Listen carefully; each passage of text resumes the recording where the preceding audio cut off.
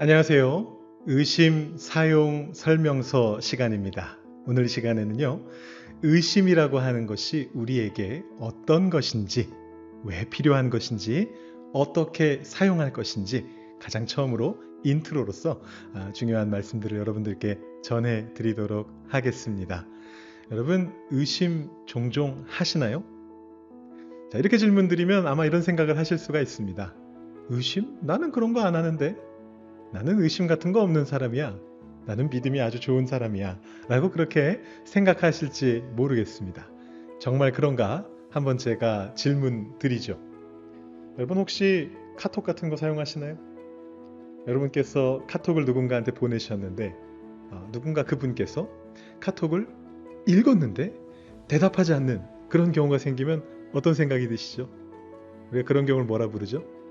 바로 익십이라고 부르는데요. 읽고 나서 답변하지 않는다. 그런 뜻인데요. 여러분 그럴 때 어떤 생각이 드세요? 아, 내가 뭘 잘못했나? 혹시 이 사람이 나를 피하는 거 아닌가? 여러분 그런 생각들이 들게 되지 않으시나요? 여러분 이게 바로 의심이죠. 관계에 대한 의심입니다.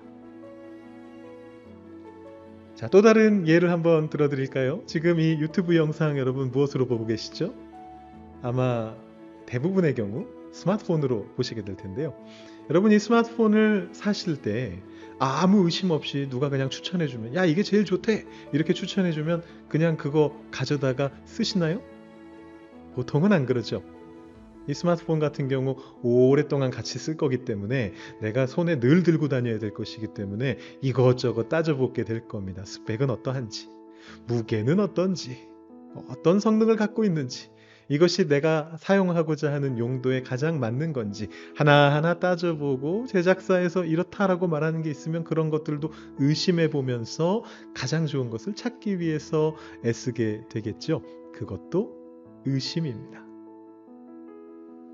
자, 제가 지금 말씀드린 것처럼 사실 의심이라고 하는 것은 우리들의 일상입니다.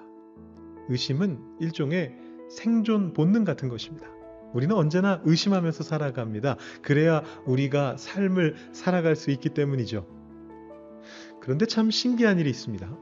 이상하게도 우리는 이 의심을 우리 삶의 모든 영역 속에서 사용하고 있음에도 불구하고 신앙에 대해서만큼은 사용하지 않으려고 한다라는 것입니다. 여러분 기독교인에 대한 시각이 어떠한가? 이 믿음과 의심에 대한 기독교인에 대한 시각이 어떠한가를 딱 하나로 보여줄 수 있는 소위 말하는 짤이 있습니다. 바로 이 짤인데요. 여기 지금 나오고 있나요? 이쪽에 나오나요? 이쪽에 나오나요? 나오고 있을 텐데요.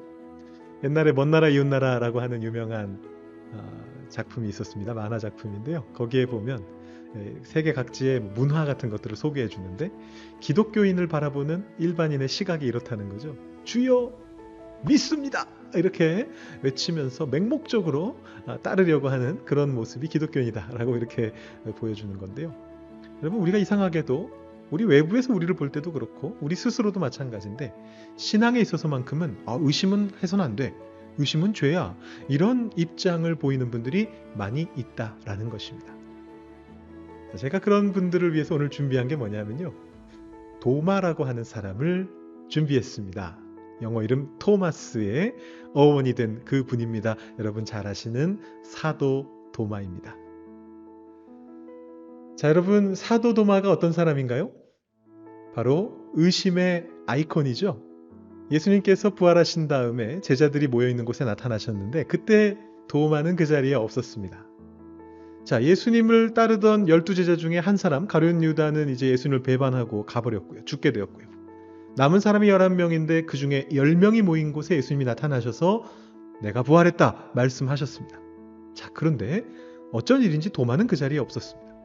자, 그래서 나머지 10제자가 도마에게 말합니다. 예수님이 부활하셨어. 우리 중에 왔다 가셨어. 라고 말을 했는데 도마가 어떤 반응을 보였죠? 뭐야? 난 믿을 수가 없어. 내 눈으로 직접 보고 내 손가락을 직접 거기에 넣어보지 않고는 나는 믿지 않을 거야. 라고 그렇게 말을 했습니다.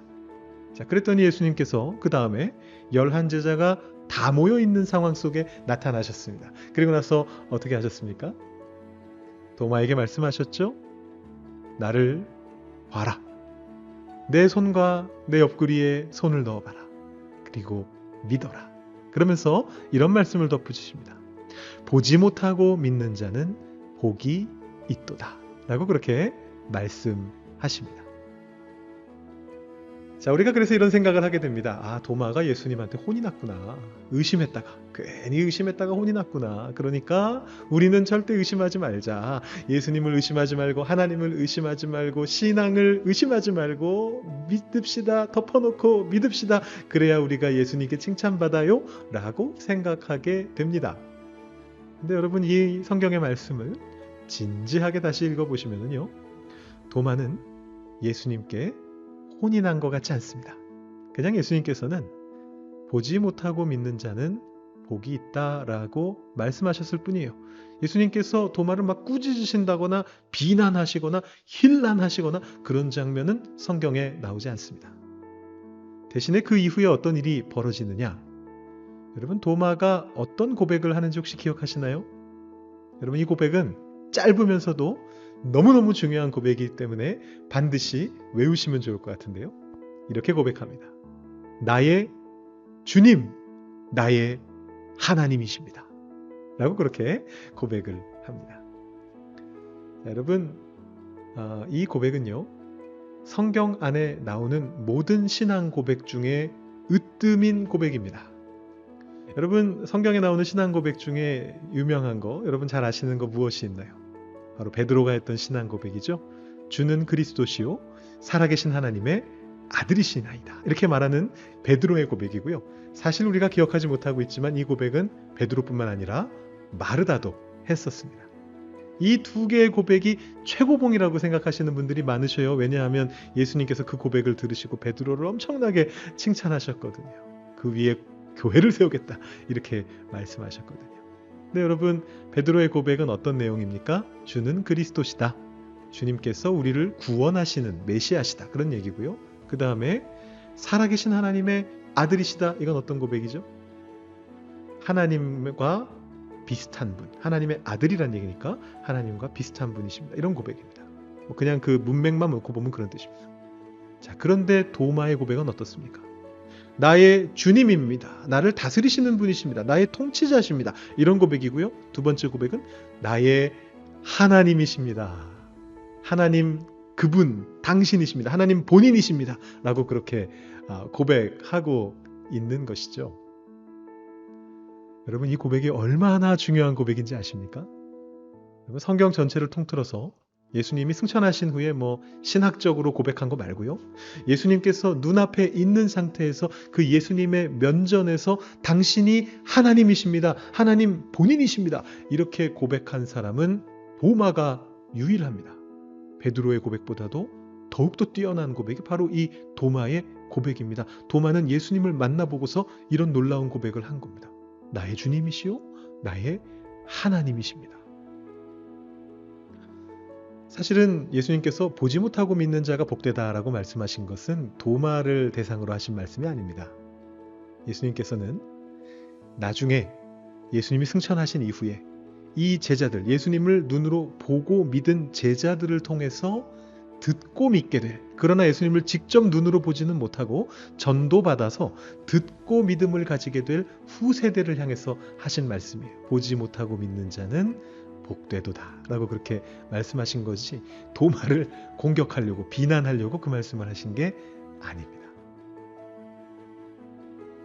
제가 오늘 의심쟁이 도마에 대한 이야기를 말씀드렸는데요. 왜 하필 의심쟁이 도마인가? 바로 이런 이유 때문입니다. 여러분, 의심의 본질은 진지함이라는 개념입니다. 우리가 무언가를 의심하게 될 때 그것은 그 일이 너무 중요하기 때문에, 너무 진지하기 때문에 우리가 그렇게 하게 되는 것입니다. 여러분, 삶을 한번 되새겨 보십시오. 제가 시작하면서 이야기해 드렸던 것들이 있는데 스마트폰을 구매할 때라든가 카톡으로 남과 관계 맺을 때라든가 이런 예시들을 들어드렸는데 다른 예시들도 있습니다. 예를 들어 저 회사 연봉이 높대. 그 말만 듣고 이직하는 사람이 있나요? 의심해 보죠. 왜 연봉이 높지? 일이 너무 많은 건 아닐까? 복리후생은 어느 정도지? 저 회사의 비전이 내가 생각하는 방향과 맞는가? 저 안에 있으면 내가 어디까지 성공할 수 있을까? 이것저것 다 따져보고 의심하고 다 확인한 후에 결정하게 됩니다. 왜요? 중요하니까요. 내 인생에 있어서 직업을 선택한다는 것이 그만큼 중요하니까 그렇게 하게 되는 거죠. 자녀를 키울 때도 마찬가지입니다. 여러분, 자녀를 키울 때 이 자녀가 뭐 어린 아기가 막 엉엉 울고 아파하고 그럴 때 아우 저거 별일 아니야 그냥 그러고 지나가시는 분들 계세요? 일단 들고 뛰어야죠. 응급실로 가가지고 얘가 혹시 문제 있는 거 아닌가 911에 얼른 전화 눌러야죠. 물론 첫째 때만 그렇습니다. 둘째 때가 되면은 다들 그냥 방치한다고들 하는데요. 왜냐하면 첫째 때 다 경험해 봤는데 별일이 아닌 경우가 너무 많아가지고 둘째가 막 아파서 울어도 저 별거 아니야 이러면서 그냥 둔다는 말이 있는데 그건 이미 한번 경험했기 때문이고요. 자녀를 키우면서 이 이유식이 얘 입에 맞는가? 하나 먹여보고 다른 거 먹여보고 또 다른 거 먹여보고 수십 가지 시도를 하면서 제일 잘 먹는 걸 찾아가지 그냥 이거면 다 먹을 거야 생각하면서 아무 의심 없이 그냥 애를 그렇게 키우는 사람이 세상에 어디 있나요?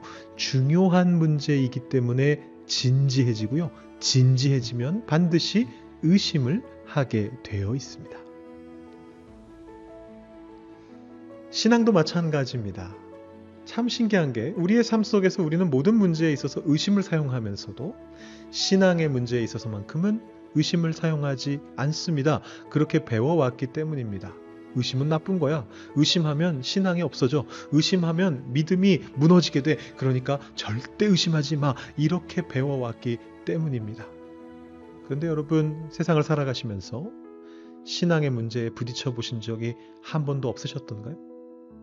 의심하지 말란다고 의심이 안 되던가요? 하나님이 정말 나를 사랑하시는가? 하나님이 나의 비전에 대해서 관심을 갖고 계시는가? 하나님이 지금 이 순간 나를 지켜보고 계시는가? 의문이 들고 의심하지 않게 되시던가요? 여러분, 의심해도 괜찮습니다. 하나님께서 받아주십니다. 제가 어느 동화의 장면을 말씀드리면서 오늘 이 1강을 마무리하려고 하는데요. C.S. 루이스라고 영국의 유명한 동화 작가고 또 영문학자이기도 한 사람입니다. 또 기독교 변증가이기도 하고요. 이 사람이 쓴 유명한 동화 중에 나니아 연대기라고 하는 동화가 있습니다. 영화로도 몇 편이 나왔었는데 이 동화는 환상 동화입니다. 판타지에 해당하는 동화인데요. 근데 이 동화의 어느 한 편에서 이런 장면이 나옵니다. 지일이라고 하는 어린 아이가 주인공으로 등장합니다. 이 아이가 어느 날 환상 나라로 넘어가게 됐습니다. 그런데 그 환상 나라에서 이 아이는 말하는 사자를 만나게 됩니다. 자, 이 아이가 지금 목이 너무 마른데 개울물이 흐르는 소리가 들려서 그 개울물로 가서 물을 마시려고 해요. 1950년대 쓰여진 동화니까요. 지금 개울물을 마시면 큰일 날 수도 있겠습니다만. 근데 그 사이에 사자가 웅크리고 있습니다. 반드시 개울물로 가기 위해서는 그 사자를 거쳐가야 되는 상황이었습니다. 한눈에 보기에도 특별한 사자예요. 일반 사자가 아니에요. 그래서 이 아이가 사자에게 조심스럽게 말을 합니다. 저기 사자님, 제가 목이 너무 마른데 저기 개울물에 가가지고 물 좀 마실 수 있게 비켜주시겠어요? 이렇게 말을 합니다. 그랬더니 사자가 뭐라고 대답하느냐 하면 나는 비켜주지 않을 거란다 라고 대답했습니다. 너무 무섭잖아요. 이 아이가 다시 한번 부탁합니다. 저기 사자님, 그러면 제가 이 앞을 지나서 개울물로 물 마시러 갈 때 저를 잡아먹지 않겠다고 약속해 주시겠어요? 이렇게 부탁을 합니다. 그랬더니 사자가 뭐라고 대답하느냐 하면요. 나는 너에게 아무런 약속도 해주지 않을 거란다. 그리고 지그시 아이를 지켜봤습니다.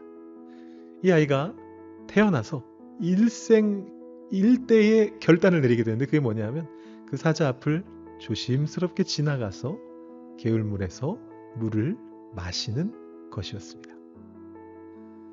여러분, 이 사자는 하나님을 상징하죠. 이 동화 속에서요. 하나님 앞에서 우리가 진지해진다면 때로는 우리가 무서운 일도 해내야만 됩니다. 의심하면서 진지함을 가지고 해내야 됩니다.